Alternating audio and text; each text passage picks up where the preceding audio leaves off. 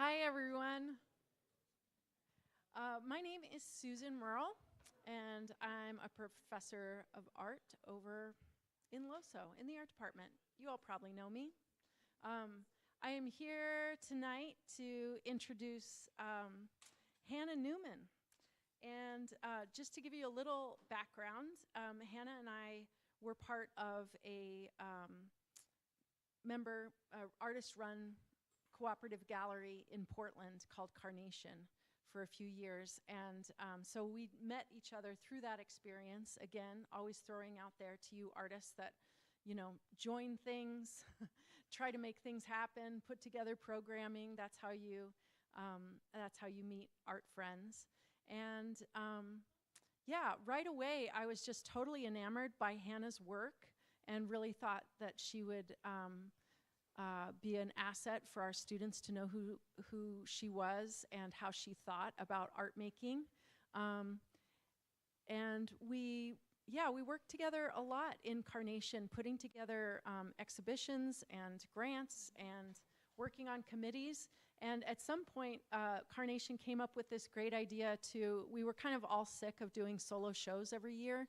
So we came up with this idea of doing two-person shows and doing collaborative exhibitions. And right away, Hannah and I were just excited to work together. So a lot of times people think that, friends that are friends end up making art together, but I feel like we made art together and became friends through the process. So to tell you some more about Hannah, Hannah Newman is an interdisciplinary artist mining rocks, information technologies, sculpture, and language for their poetic possibilities. She has exhibited with galleries and artist-run spaces across the U.S. and has received grant support for her work from the Regional Arts and Culture Council and Portland State University.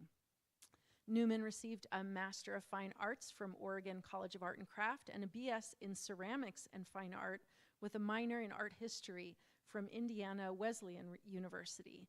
She is a co-founder of the artist collective Wave Contemporary and a former member of Carnation Contemporary. Newman serves as the operations manager for an arts nonprofit called Gather, Make, Shelter in Portland. She looks for spaces, communities, and fellow artists with which to build intentional and inclusive community. Welcome, Hannah Newman. Oh, I think that one's yours.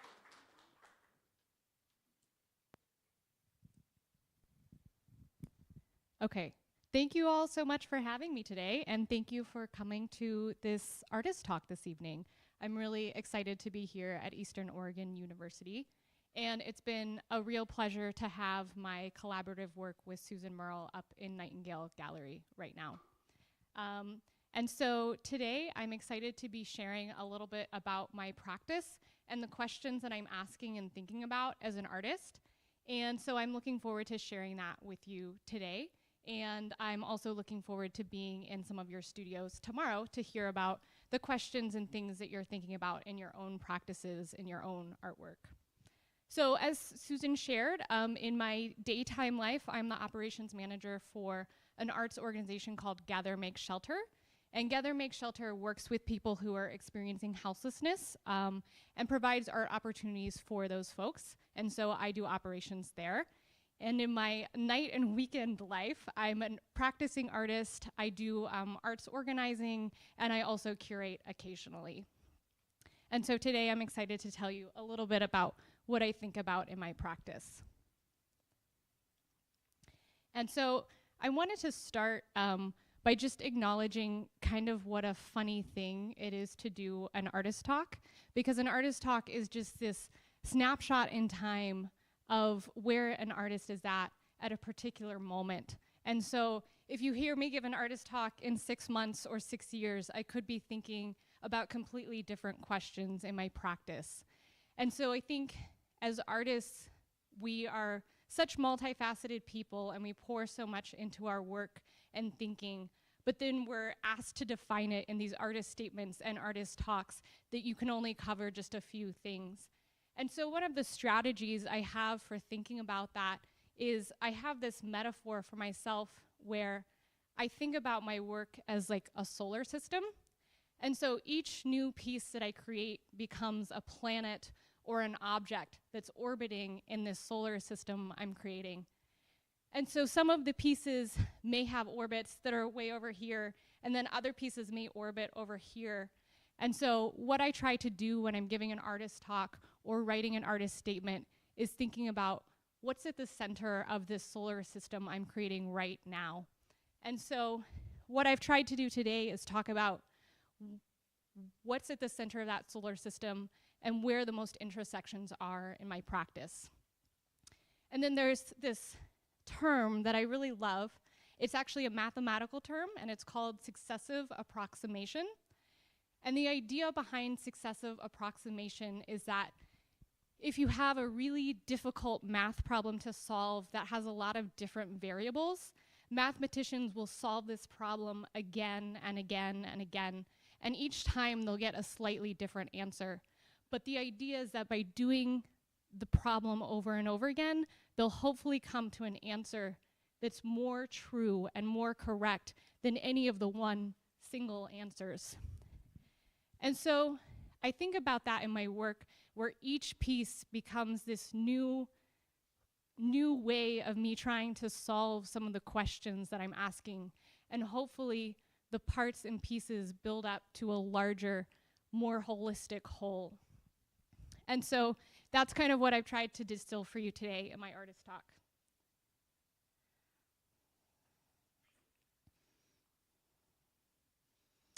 So as an artist, one of the things that I'm really curious about is thinking through our virtual digital lives and what those mean, and how that intersects with the physical world around us. I think a lot about how humans and digital technologies and nature mutually shape one another and have an effect on one another. And so I've thought about this in a lot of different ways in my practice over time. I've done things like answering all of my emails by hand for a month and then taking a picture of my handwritten note and sending that photograph as the whole email that I send to someone. Or I've done things like trying to count every single file that's attached to me as a human. And the number that I came up with was staggering in terms of how much digital material is connected to me as a person. I've also done things like reading bedtime stories to my computer while my computer voice types, and so then making this document that becomes this type of storytelling that me and my computer are collaborating on together. And so those are a few of the ways that this has manifested in my work in the past.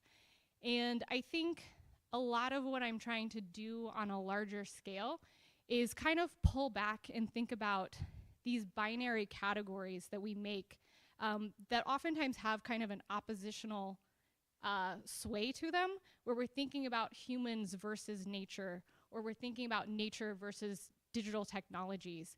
And so a lot of what I'm thinking about in my work is how could we break down those binary categories and think about things in a way that might put things more on a spectrum or put things as pieces of a larger whole.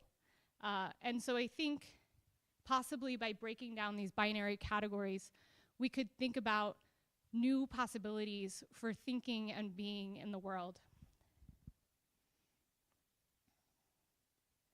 So I want to talk about two ways that I generally kind of make work. And so the first way that I want to talk about is my relationship with materials.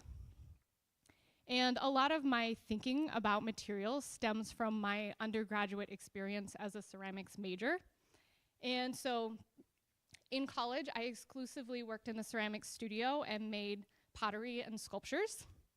And I was interested in our digital lives, but it was more satisfying to me to see something physical take shape from my labor versus maybe seeing something take shape on a screen. And so one day when I was making glazes in the ceramics studio, I realized that the materials I was surrounded by And if you haven't made glaze before, there's all of these different powders and refined materials like chromium or magnesium and cobalt. And there's these earth metals and minerals and pigments that we use to make color and glaze. But as I was looking at those materials, I realized that a lot of those metals and minerals were also things that powered my phone, right? Those are metals that make my phone work. And so this thing that I had thought about these things as being so different, right? Because ceramics is like this ancient practice where you're working with earth and materials and you're connecting to artists who have been doing this for millennia, versus my phone, which felt like this, such a new thing for humanity, but realizing that the same materials were powering both of these things. And so as I started to think more and more about the materials that were in my phone, I also realized that those same materials, some of them were in the vitamins that I was taking every day. And so I was able to start thinking about these materials as being present in a lot of different aspects of my life. And so I started researching what's actually in your phone. And your phone has about 63 different materials in it. And they're things like earth minerals and metals, plastics, strengthened glass. And so when you carry your phone, you carry all of these distant geographies and landscapes and politics and economies in your hand. And so thinking about that really expanded my practice and my way of thinking about how digital technologies could manifest in my work.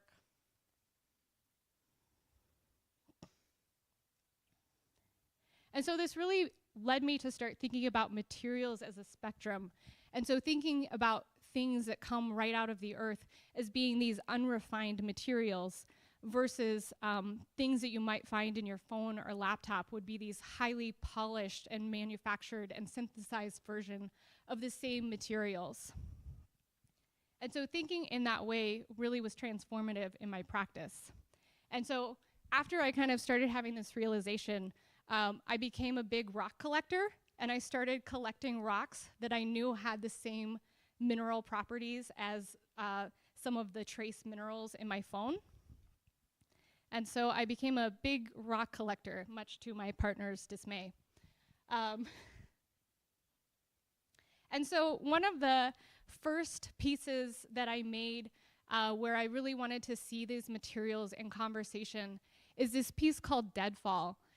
And Deadfall is this piece where I have this heavy rock. It's a piece of basalt, and basalt is what most of Oregon's bedrock is made out of. And so this heavy piece of basalt is probably about 18 inches long, and it's being held up by this little smartphone that's playing a video. And on the video is this little blue crystal that's kind of floating in space. And what I was thinking about when I made that video was thinking about almost like a crystal or coin that you would collect when you're playing a video game for points. And so then the phone and the rock are sitting on these digital photographs of the ground. And this piece takes its form from something called a deadfall trap, which is something you could use in a survival situation where you take a heavy rock and then you like prop it up with a tiny stick, and then you put like a little piece of food or bait at the bottom of the stick in hopes that a small animal might come and try to eat the food, and then the stick would get knocked out, and then you could get sustenance from the animal you just killed. And so that's what this form comes from. And so really I was thinking about how interconnected digital technology and nature is at this point in our world, and how in this situation we're like both the trap setter and we're the humans the trap is being set for. And so kind of the question in this piece is, what traps are we setting for ourselves with contemporary life?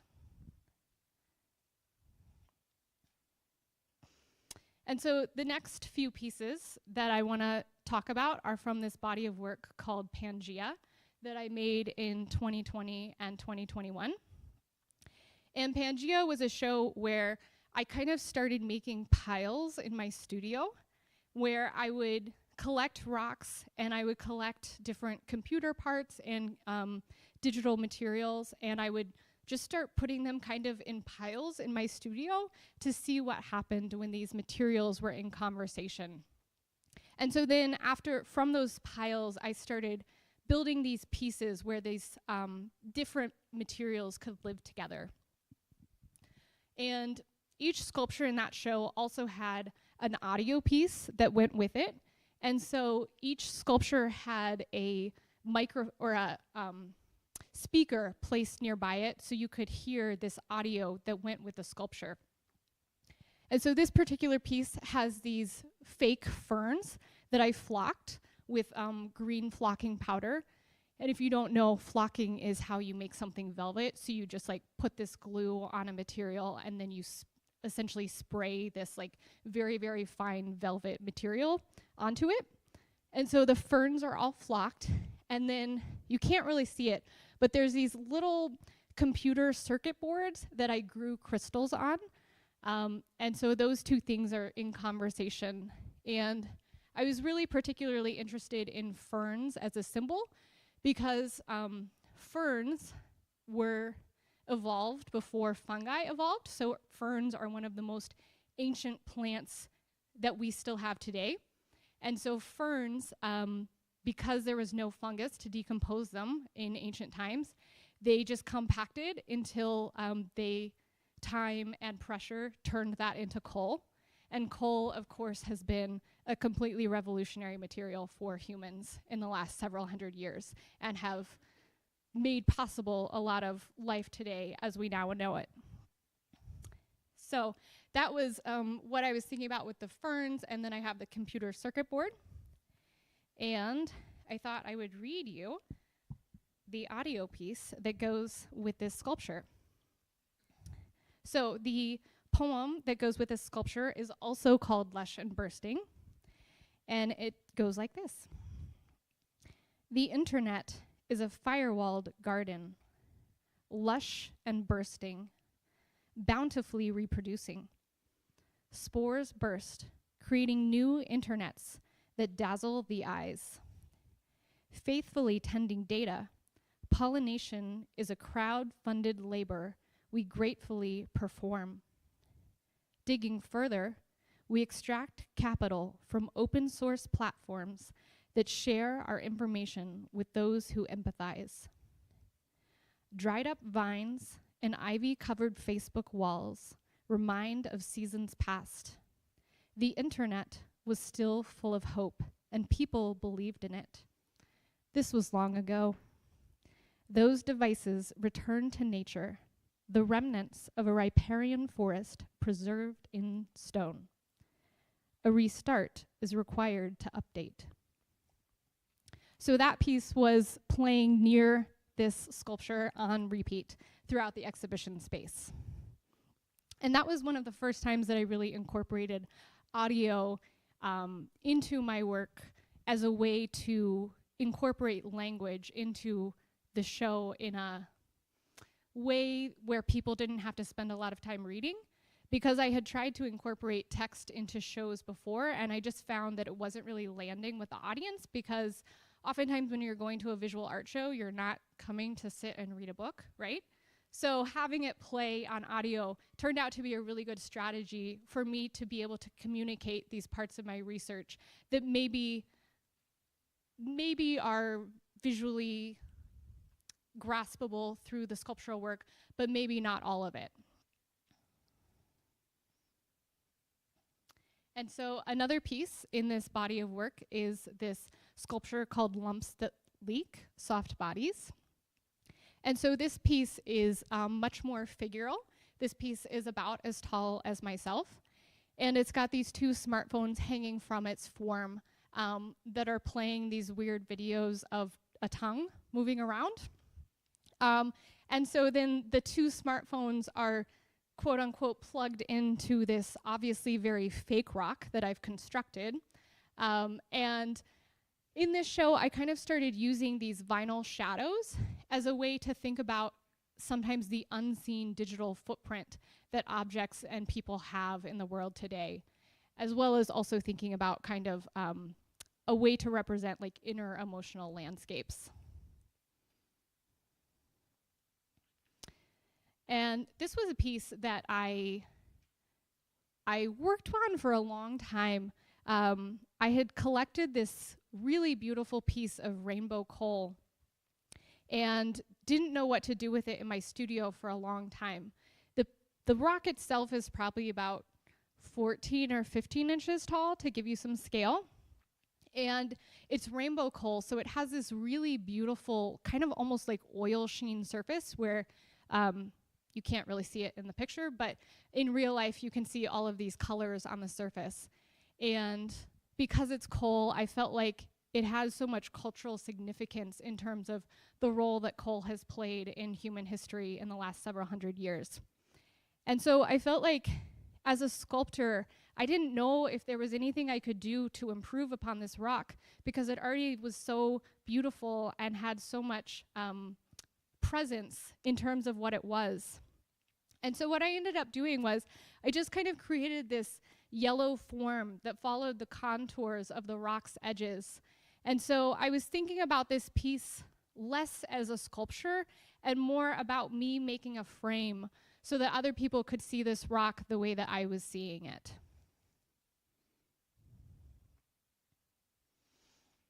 And the last piece that I want to talk about in this kind of category of materials is this piece called plastic and ready to mold aggregate.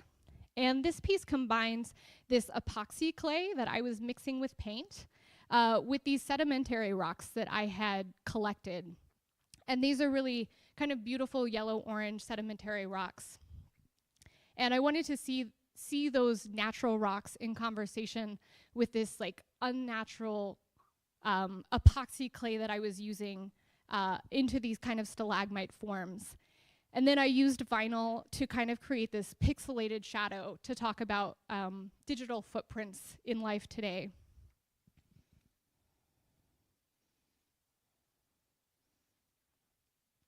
And so the next way of working that I want to talk about today is using text as a material.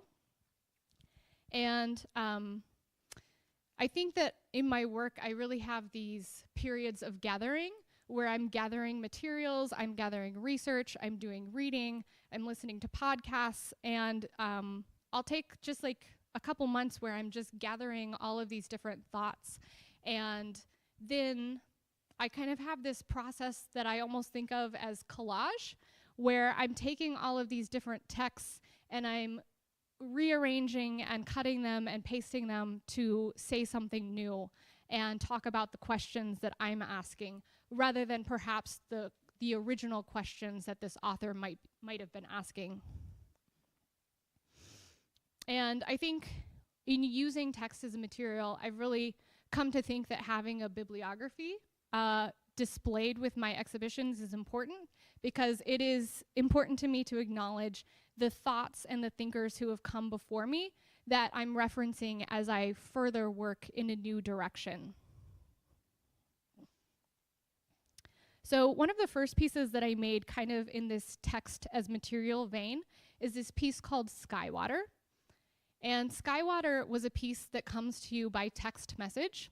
And so in the gallery, there was a phone number in vinyl on the wall, and you would text the phone number, and then your phone would start getting these messages for about 10 minutes. And the content of these text messages comes from Henry David Thoreau's Walden Pond. And I had just reread Walden Pond. I hadn't read it since high school. And so as I was rereading this book, I realized that if you just took the word pond and replaced it with the words, the cloud, all of a sudden I could take this text from the 1800s and make it a new reflection on our contemporary digital lives. And so the messages became this series of Thoreau's writings, but it sounds like it's the cloud talking to you and explaining itself to you. And so after I did that piece, I realized that there was actually a lot more that could be done with this. And so I expanded the text message series to be a little bit longer. still all stemming from Henry David Thoreau's Walden. And I made this immersive environment where people could experience these text messages, and that was the entire exhibition. So there was this kind of darkened room with these projections and audio and seating for people to spend time with and enjoy getting these text messages on their phone. And one thing I really loved about this piece was that the text messages also became this like piece of ephemera that, you know, if you don't delete the messages, they'll just always live on this person's phone. And I thought, what an interesting thing to think about artwork that's just living on random people's phones and being a record of an exhibition.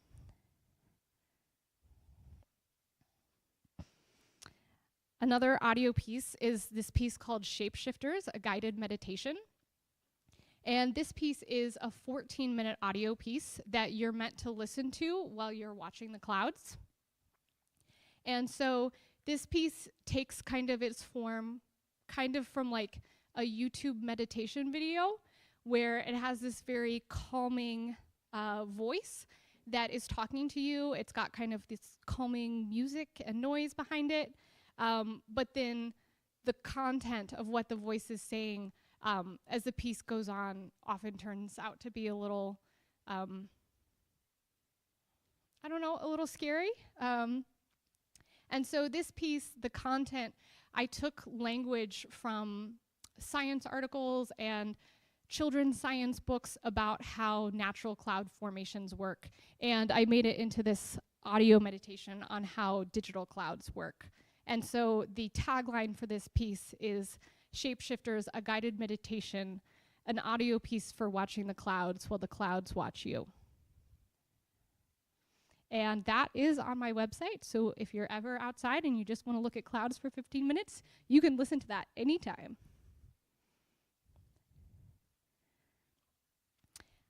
And then in 2023, I started working on this book called Seismic Scores, Tools for Tectonic Thinking, or Thinking Like a Rock.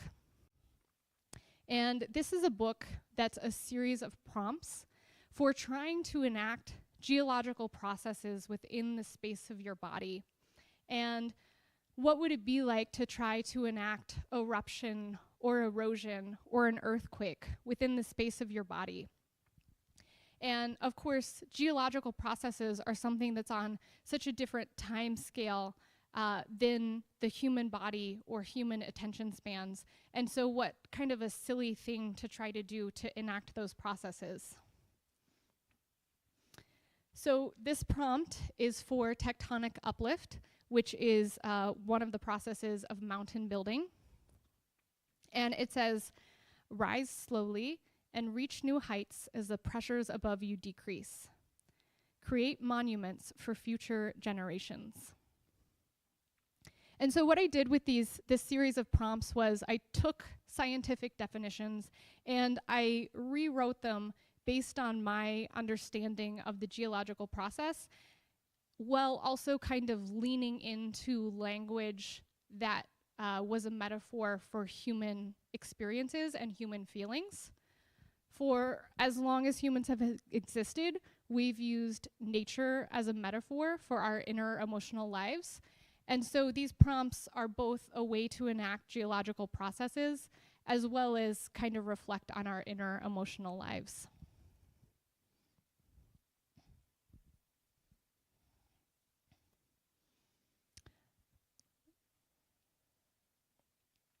So this is another page from the book. This is continental drift, which is actually now an outdated theory. So this book is not meant to be taken scientifically. It is definitely artistic license happening here. We now believe in tectonic plates rather than continental drift. But continental drift says, begin as a large mass embedded in the matter around you. Move slowly, imperceptibly away. Think large thoughts. And so I've had people try to enact these prompts as dances. I've had people compose music based on these prompts. They can also just be thought experiments. But what I think about when I was creating this book is, could pretending to be something that's not human help me in some way be a better human.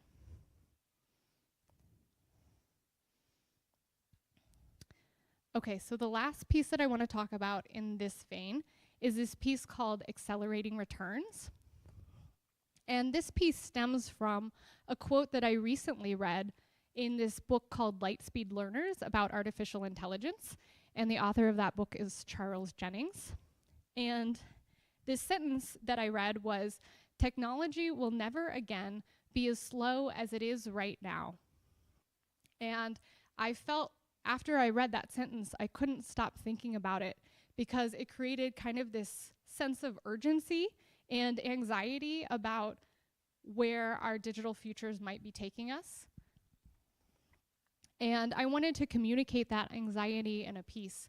And so I created this 1 minute long video that begins with Charles Jennings' quote. And then every second, the words "right now" pop back up on the screen. And behind the language is just this stock footage and stock photos that I found. And then I placed this phone video in conversation with an analog clock, because I think there's nothing more stressful than an analog clock where you can literally watch time passing you by. And so we'll see if this plays.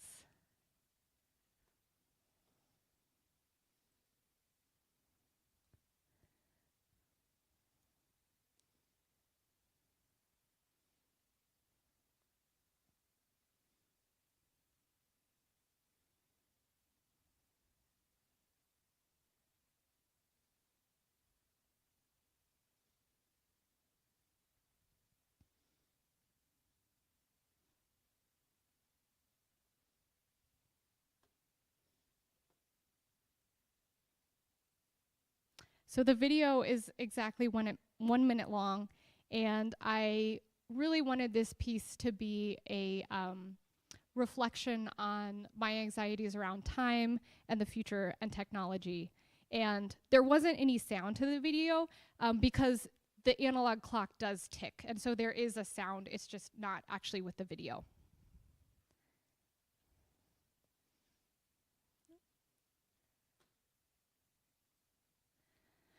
So I wanted to take a minute to talk about the collaborative work that I have with Susan in Nightingale Gallery right now.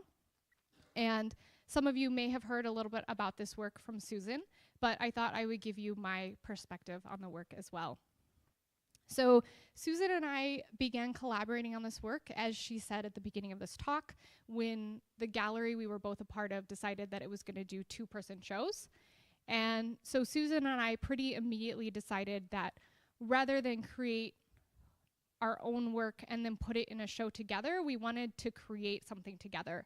And that was something I was really excited about because I hadn't ever worked with another artist to create work that felt like both of ours. I had really only worked parallel play rather than working with another artist. And so we started this collaboration by doing a lot of Zoom studio visits and determining what questions we were both asking in our practice. And so immediately we found a lot of crossover in our work, and we started creating work within the mediums we were comfortable in, with Susan doing paintings and myself doing sculptures. And then we collaborated on these kind of 2D, 3D paper doll kind of versions that would kind of meet our two bodies of work in the middle. And one thing that I was thinking about a lot at that time in my practice was thinking about sunsets. And sunsets are obviously something that happens every day, and it's a metaphor for an ending, but it's also part of a cycle. And so sunsets can be something that we think of as being, a metaphor for an ending. It could be kind of sad. I was thinking a lot about kind of contemporary life and what kind of the future of our planet and species might be, and thinking about that as kind of a possibly sad ending. But then also I think you can think of sunsets as being a hopeful thing, where maybe there are some things and parts of life that we would like to intentionally end to create space for something new to begin. And so there was kind of this grief/hope playing out in the idea of sunsets for me. And so as soon as Susan and I started talking about it, Susan was like, well, let's embed the sunsets in the work. And what would it mean to create kind of these rock formations where you're creating something so solid, but then represent something so ephemeral and time sensitive, like a sunset within those bodies. And so we really started thinking about sunsets in this work. And we were also thinking about some other dualities like absence and presence and the virtual and the real.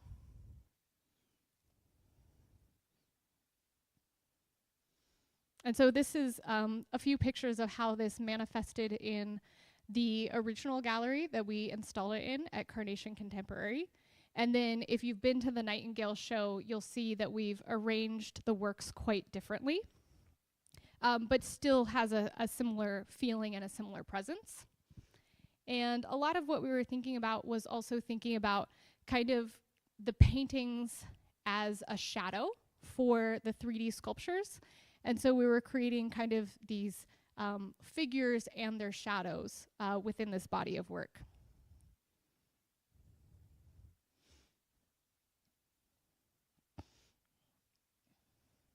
And I also created an audio piece that went along with this show. And the audio piece is about 14 minutes long. And it begins with the action of you holding this small rock in your hand. And then the audio piece kind of expands into thinking about your own body and thinking about the void and nation states and all of these different things that a small rock or a piece of land could carry within its concepts. And I was really excited about pairing this with Susan's work because I think Susan's work has these like really deep blue blacks that kind of speak to the void for me.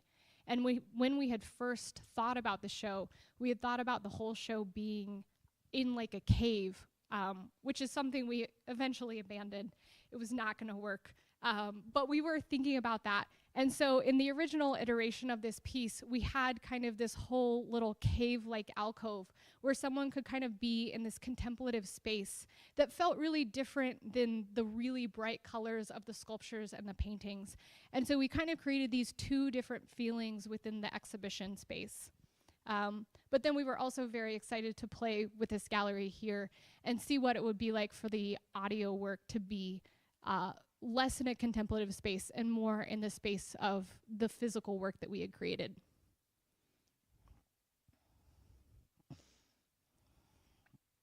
And so the last way of working, or kind of part of my creative practice that I wanted to talk about today, was thinking about building community. And one of the big ways that I do that is through curation. And so that is building creative community is a big way that my artistic practice plays out in the world. And I think it's become a way not only to sustain my individual practice, but also to uplift the practice of other artists as well. So in 2018, I helped co-found an arts collective called Wave Contemporary. And Wave Contemporary is a group that meets twice a month, and we critique each other's work, we read articles together, and we curate shows together. And it's been really eye-opening to me how much of a difference it can make to your artistic practice to be a part of an artist group. It has been amazing how many doors have been opened to us just because we have a website and a logo, and all of a sudden people think you're a real thing. And you're like, oh, we're just like a group of 10 artists who meet.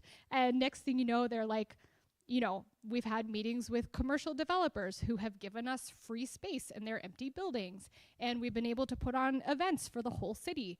And so I think there is really a lot of power in artists organizing together. And even if it's something as simple as 3 people meeting on Zoom, working in concert with other artists has a lot of power for your practice.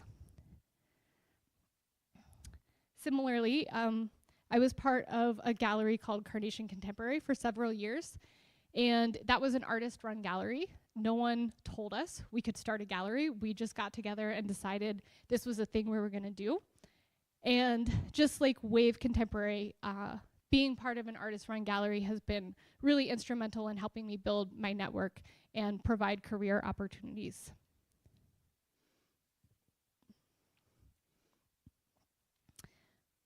Let's see, so a show that I curated recently was up in Seattle, and that was called Sleepless Nights. And that show had 7 different artists. And this was a show that I was thinking about in terms of some of the contemporary anxieties that might keep us up at night. They certainly keep me up at night sometimes. And so I was thinking about art as a remedy for those anxieties. I know for me as an artist, art making is often a way for me to feel like I can put something beautiful into the world when it might feel like everything is falling apart. And so this was a show that the entire environment was kind of dark, and so each work in the show had either its own light source or it like glowed in the dark.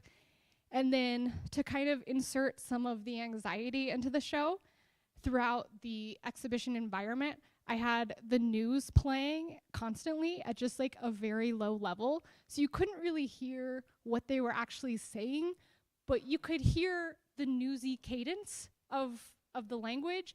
And I think for many of us, that's just like a visceral stress moment when you hear that cadence. And so this was a really fun exhibition that I got to do at Soil Gallery in Seattle pretty recently. And that was the outside of the exhibition.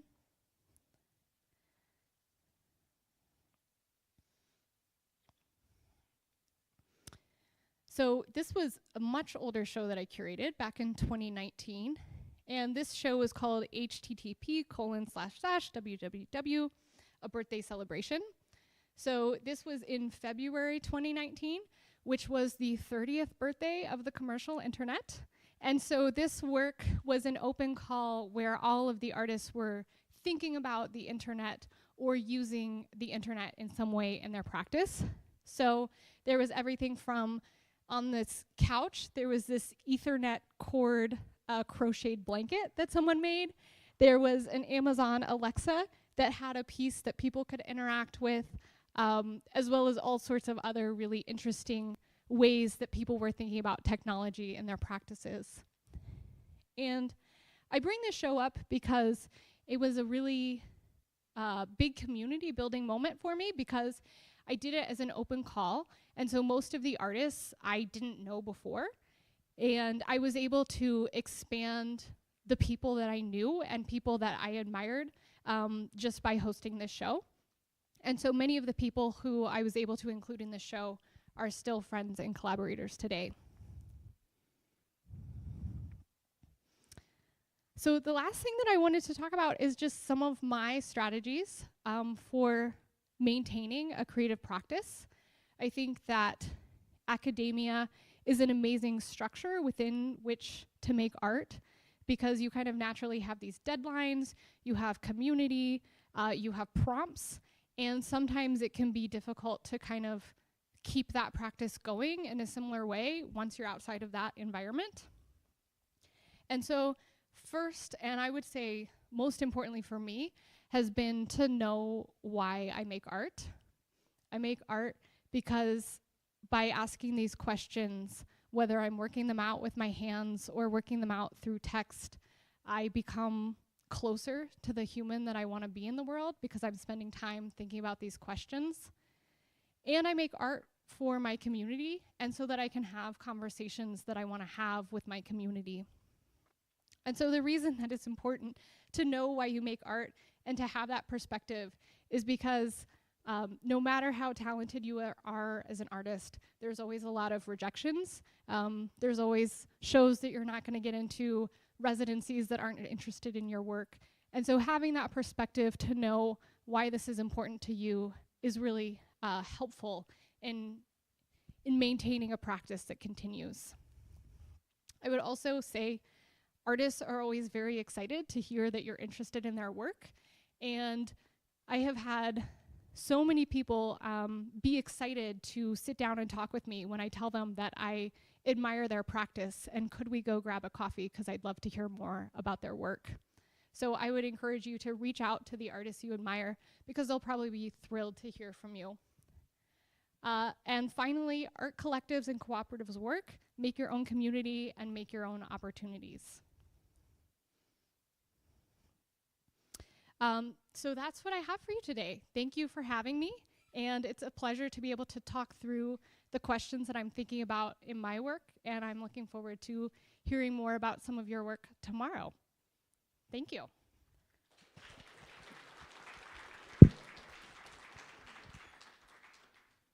Oh, just so you know, I brought a few of these seismic scores books, so they're in the front if you want to look at them.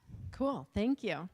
Hey, we have some time for questions, but since we're live streaming this, we do need to use the microphone. Does anyone have a question? I'll run over to you. Oh, there we go. That's so brave, asking a question with the microphone.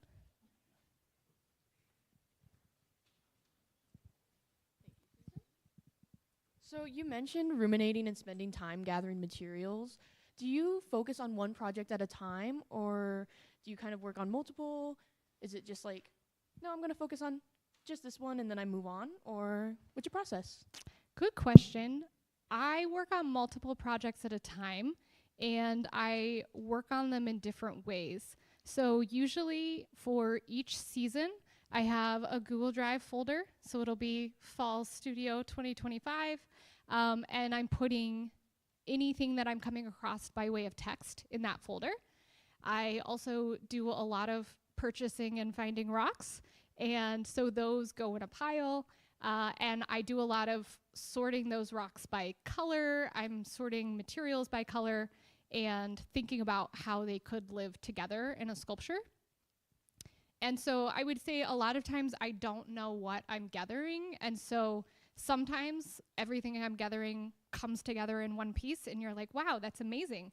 But most of the time what I'm gathering turns out to be several different pieces. And so a lot of what I do, you know, I'll be collecting materials, and then there's a pretty strong editing process where I'm figuring out what conceptually is going to make sense together, what formally is going to look good together. And so there's quite a process of figuring out what parts and pieces might go together. And usually it's a couple different pieces at a time.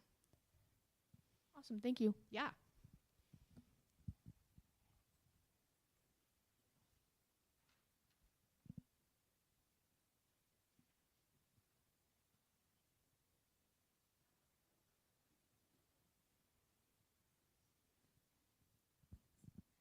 Hi. I'm curious about how you made the leap from something really analog like ceramics to what you do now. I mean, it just seems like there's kind of a big leap there. There is. It's pretty cool. Yeah, you're Anyway, right. I'd like to hear how you did that. Yeah. So a lot of the transition happened when I was in graduate school. And so I came into graduate school with my entire portfolio being ceramics. And also ceramics was kind of the only studio that I had access to outside of academia. And so when I went to graduate school, all of a sudden I had all of these different studios available to me in a way that I didn't have when I wasn't in school. And so my graduate studio was in the ceramics studio, but I started doing a lot of different work with technology in graduate school. And because I knew that I didn't necessarily quote unquote need help with ceramics, and I was in graduate school to learn about materials and mediums and conceptual art that I didn't feel as confident in. And so I took a very sharp left turn in graduate school because I knew I could always go back to ceramics and that practice of making if I wanted to. And so then during graduate school was when I was doing things like writing all of my emails by hand. I did a project where I filled a helium balloon I got a helium balloon for every app that was on my phone. and I carried those balloons around with me everywhere I took my phone for a week. And so people were very excited to see me on the first day, and they were much less excited to see me on the last day when I was walking through the grocery store dragging a pile of balloons behind me. They were like watching me like, this woman needs to leave. And so I took that sharp turn in graduate school because it was this fun place to explore.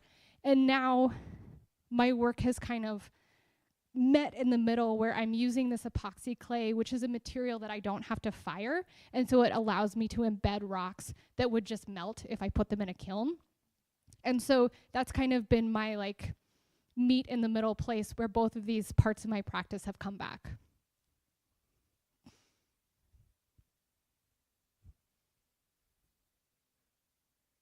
Else? Anyone else? Okay. All right. I think that's it. Thank you so much, Hannah, for coming, and thank you all for attending here tonight. It's great to see you. Thank you.